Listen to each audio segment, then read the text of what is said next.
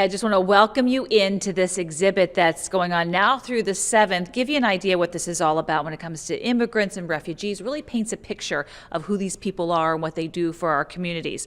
I'm going to just kind of go over here because Sam Bressy's standing next to me. You're at the Lancaster County Community Foundation.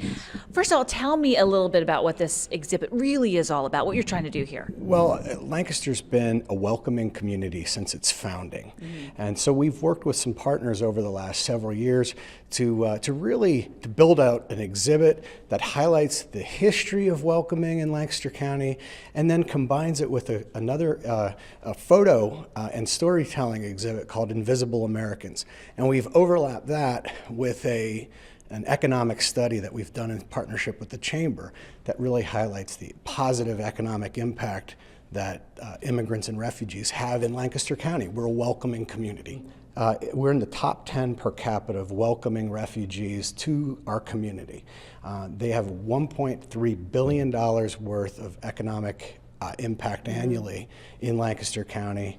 They're entrepreneurs, they're drivers of our culture, and we're better for them. It's not a charitable act that we're welcoming them. It's an act that benefits everyone. Hey, we want to take you a little bit deeper in this exhibit, looking at immigrants and refugees that live in Lancaster County. And I'm going to go to Tori, because Tori O'Pile, she's with history.org, lancasterhistory.org, correct? Yes. And a big part of this is the history. So walk me through some of these panels and what you have here at this exhibit. Yeah, absolutely. So Lancaster, as part of Pennsylvania, really was founded on this idea of tolerance. At its inception, it was primarily religious tolerance. William Penn, who is the proprietor of the colony of Pennsylvania, was a Quaker, and he was, in fact, a victim of religious persecution. He was imprisoned a few times for his religious beliefs, and because of that, really was sympathetic to other people who were suffering similar fates and worse fates in England and the mainland of Europe. They are the ancestors of many, many people here in Lancaster and throughout the U.S. I know. So you see all the history sort of unfolding here and where it is to the present day. So that's an idea of the history part of this. Tori, thank you so much for that. You're looking at Chris. He is one of several people featured in this exhibit here at the Lancaster County Community Foundation, taking a look at immigration and refugees and how important they are to the very community that we live in and the economy. And we want to talk about the history. We did that earlier. Now we put a face to it. So Chris is part of this exhibit and standing right here live next to me. So you're from Mexico. First of all, tell me what you want people to know about immigrants such as yourself. Well, I wanted to know how we in the shadows, and I would like a lot of us to come out and see what's it to be. Want to know a little bit about our story. What worries me more is to be sent back to my country and not knowing anything from it.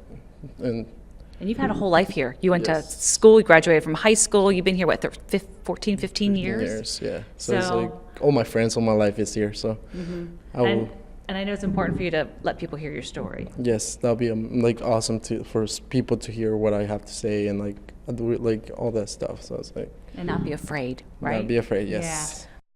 All hour, we've been walking you through this amazing exhibit, taking a look at refugees and immigrants. And Aaron is here with us because, as with everything, there is technology at our hands to help us through this exhibit, and you got that right here. So this is another way people can take part in this. Yeah, so we're using an app called Zapper, which unlocks augmented reality content all throughout this exhibit, both economic data from the Chamber and also some of the Invisible Americans content. So all you have to do is scan a Zap code here, and before your eyes, you'll see some press clippings from some of these amazing individuals and some of their additional stories and quotes.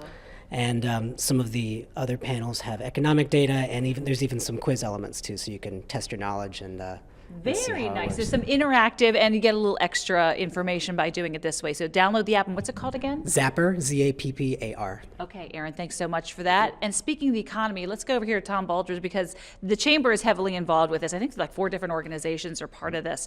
The economy is a big part of this too. Let's talk a little bit about that. Well, I think in general this exhibit puts a face on this issue and how important it has been historically in Lancaster County. But in addition to all those powerful individual stories, the collective impact impact in our economy has been huge. So it's over $1 billion impact in our economy.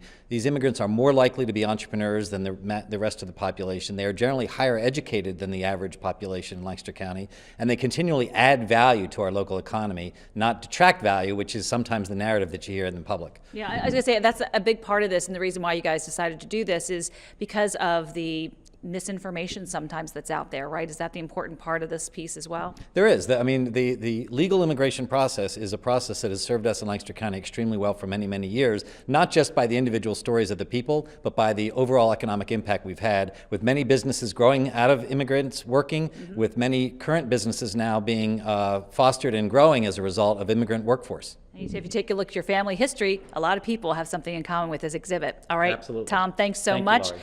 Again, I will put all this information on my Facebook page so I can connect you with this exhibit. You can get more information, so make sure you check it out there. So for now, let's send it back to you.